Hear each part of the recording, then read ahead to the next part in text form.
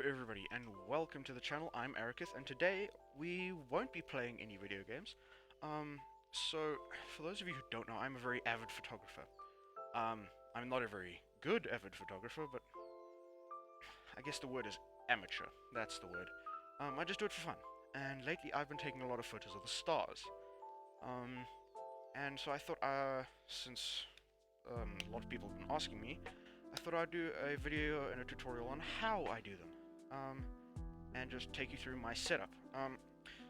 First of all, the camera I use, it currently doesn't have a lens on it, but the camera I use is a Canon EOS 2000D. It is not the top of the range, but it is definitely not the bottom of the range. It is a very good camera, and I love it to pieces. It has a lot of different settings. The first setting is, I always keep it on manual. Manual is how I take most of my photos. As well as the lenses I use. I have three different lenses.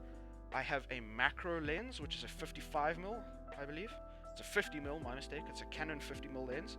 Then I have a 18 to 55mm lens, also by Canon. And then I have a big telephoto lens, which is 70 to 300mm Canon lens, Sigma DC lens. Those are the three main lenses I use, and each one has its own array of settings, so I'll go through those one at a time. Okay, so the first one I'm going to go through is the 70 to 300mm Sigma DC lens. With this lens, the settings I use is normally I take a very long shutter speed. I'll go through them one by one. So with shutter speed, the longer your shutter speed, the more light is taken in. So with this, the longer shutter speed, the brighter your photos is. So you want a very long shutter speed. I normally keep it between 15 and 30 seconds for the shutter speed. For the aperture, I keep it as low as possible. Each lens has a different aperture that they can have. This one has an aperture of 4, so I keep it there. For the ISO, you want to keep it either 3200 or 6000. Though 6400, those are the two highest settings on my camera, so you want to keep it quite high, but for these you need to keep it incredibly still, and I'll come to that in a second. For the exposure, do not touch the exposure. It must be on 0, because that'll mess with your photos as well. And last of all, white balance. You want your white balance on between sorry, I'm just trying to get my camera right. You want your white balance between 4000 and 3200. So on mine it is white fluorescent light or tungsten light. Those are the two best ones to use. Nothing over 4000, because it'll mess with your it'll mess with the contrast of the stars on your photos. That's what I believe. Well, that's what happens when I mess with it. It looks weird. So those are the settings I use, as well as I take raw photos. I don't raw and JPEG. God damn it. I take RAW and JPEG on my photos, which is 24 megapixels. It is a very, very large file, but it is the best because you will have a lot of editing as well. It's easy to edit, and it gives the best resolution for the camera, though you won't be able to take many of them, so remember to use it sparingly and always check how many you can take, so you don't just fill your camera storage. And try not to use your flash. The flash won't do anything to the sky, as you can probably know, common sense tells you, but it's just easier to not have the flash on. And you can switch that off on manual. So I shall get into the next. Cool, so the next lens I'll be talking about is the 18 to 55mm lens. This is also a Canon lens. For these, the shutter speed stays the same. You always go, the longer the shutter speed, the better. And as well for this, as I was saying earlier, the aperture is different. So for this, the lowest I can go is 4,5, and that is probably the best. The lowest is the best. Now, for ISO, also doesn't change. It goes between 3,200 and 6,400. That's where you want to keep it, and basically the rest of the settings stay the same. I forgot to mention in the first one, all of these must be on manual focus and stabilizer on if you do have one. Make sure that is what happens. For this big one, it doesn't have a stabilizer, but make sure it is on normal and not macro, and also manual focus.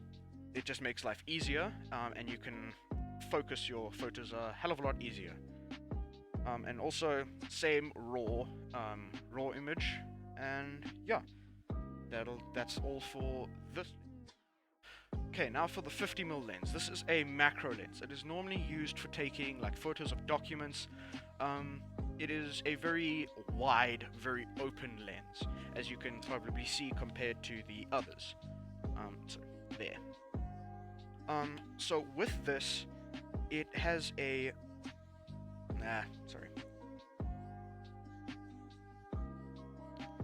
its aperture is a lot lower. It can go to 1,8, which is probably the best out of all of these.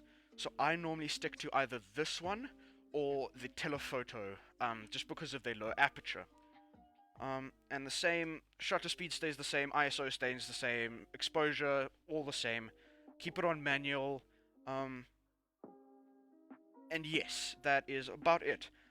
As well, this being a wide angle lens, you can capture a lot more in a photo. So rather than just taking a piece out of the sky, depending on how you angle your camera, you can probably get the sky up to maybe about a 30-degree angle from the lens, which is very nice with this one. Though you can't zoom out, you can just focus. So that's why, yeah, it's just a 50mm lens. I shall take you out to my setup in my backyard in a second. Okay, so welcome to my backyard. It looks pretty dead now because we haven't been able to cut it yet. Sorry, is Steve coming on? Yeah, bless me. So this was my old jungle gym. It has been taken apart, so there are still stuff lying around here. But yeah, I have a tripod that I use. Any tripod will work, even a bipod if you have.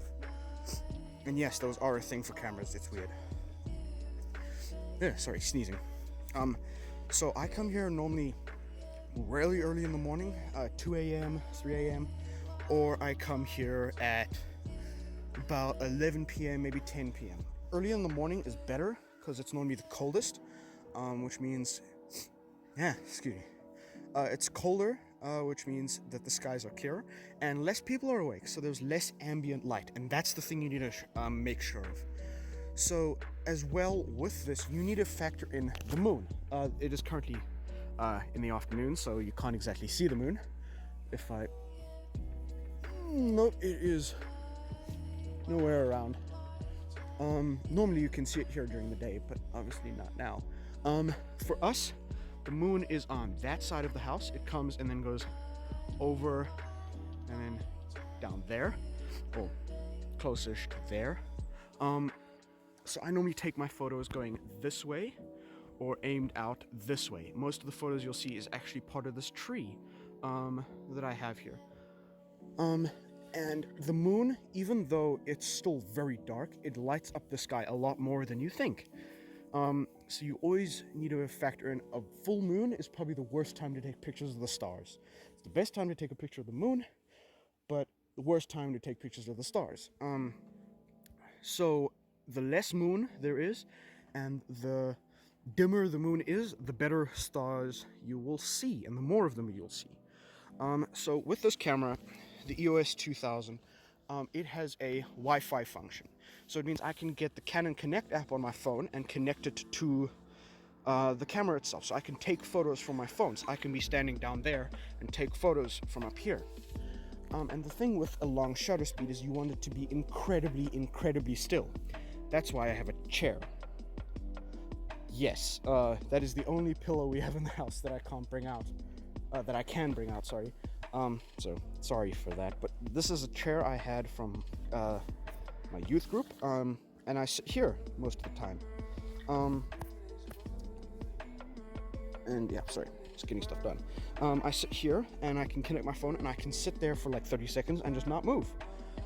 And that is something very important. So even if you don't have this, you just need to make sure you be incredibly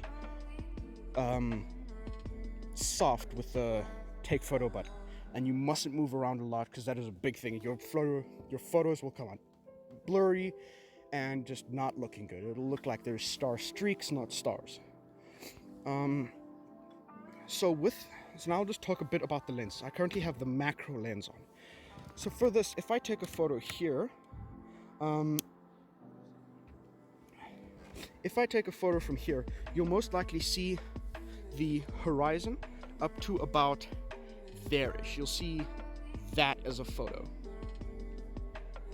Well, probably a lot wider than that, but roughly you'll see a lot of sky. Unlike this, which is the telephoto lens, you'll see a very select portion of the sky, depending on how zoomed in you are.